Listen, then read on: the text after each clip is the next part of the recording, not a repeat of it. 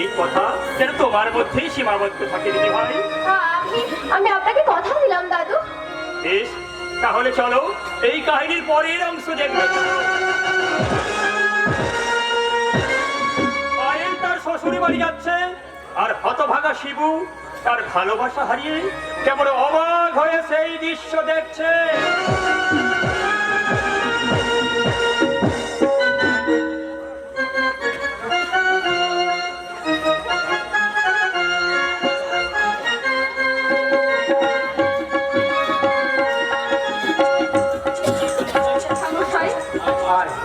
আয় মা আয়,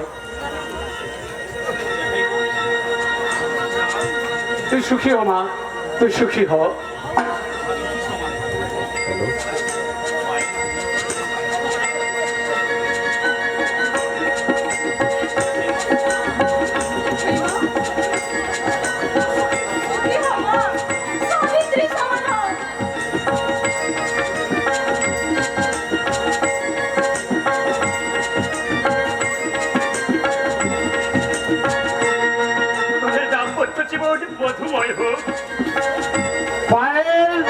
ওই রাস্কেলটাকে প্রণাম না করে তুই পালকিতে ওঠ মা। বেয়ারা বেয়ারা, পালকি নিয়ে আয়। সমস্যা হয়ে গেছে।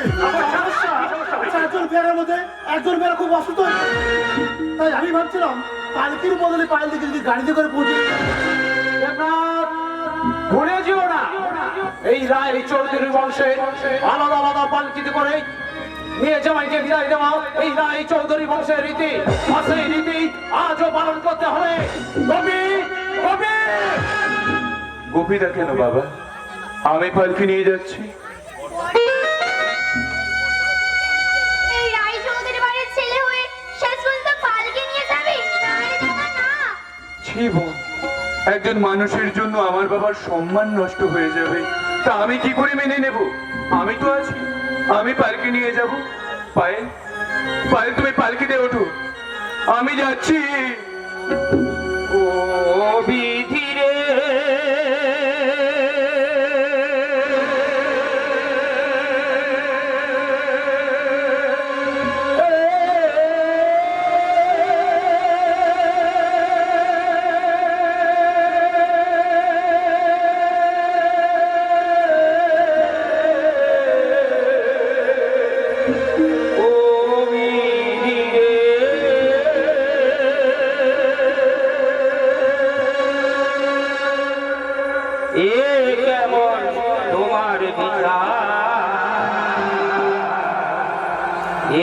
কেমন তোমার বিচার বলো, এ কেমন তোমার বিচার, এ কেমন তোমার বিচার বলো, এ কেমন তোমার বিচার। পালকি চড়ে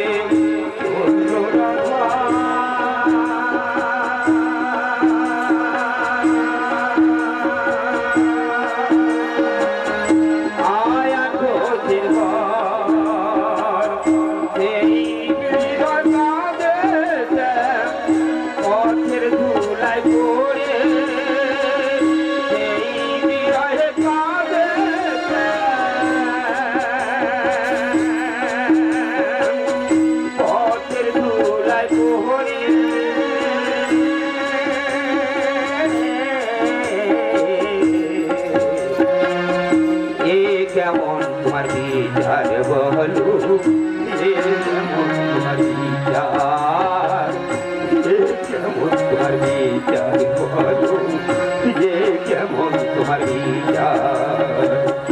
ও বিধি রে,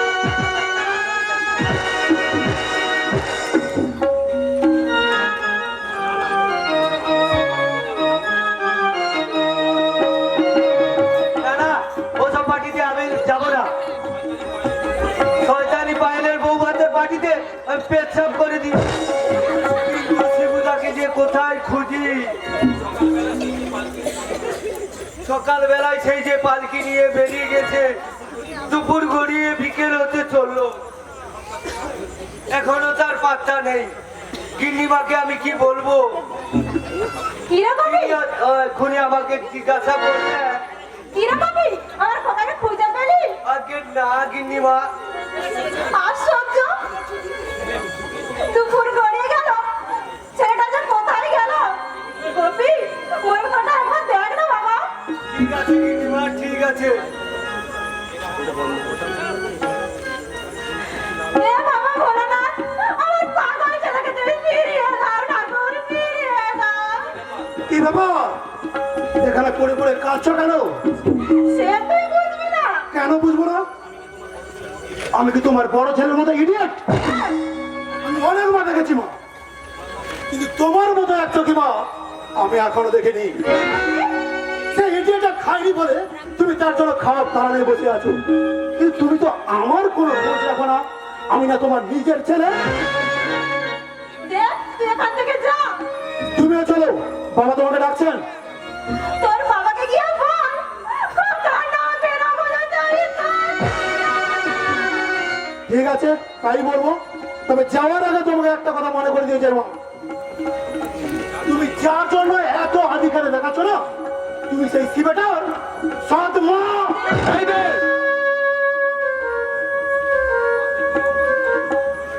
মাকে তুই ও কথা বললি কেন? আরে মা কি কখনো সৎ বা অসৎ হয় রে? মা তো মাই, স্বর্গের চেয়ে বড়, আকাশের মতো সীমাহীন। থাম, জ্ঞান দিস না।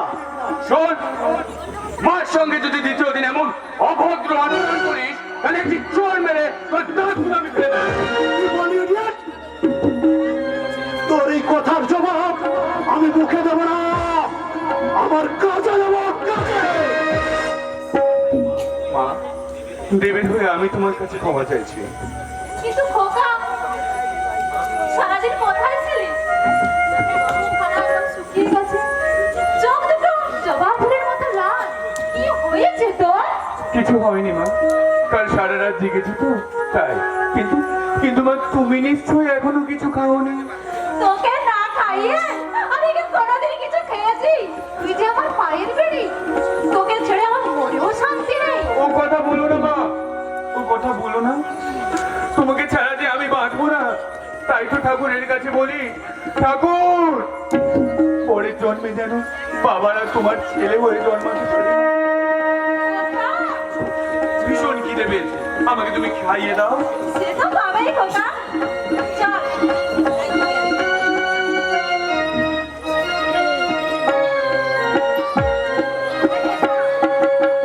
যশোদা, ছেলের সঙ্গে বাড়ি গেলে না কেন?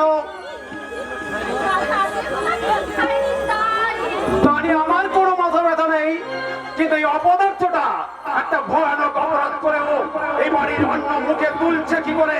ওর লজ্জা করছে না? ওর প্রতি তোমার কেন এত মায়া? কিসের এত মমতা? ভুলে যেও না যশোদা, ও তোমার সৎ ছেলে, আর তুমিও সৎ মা।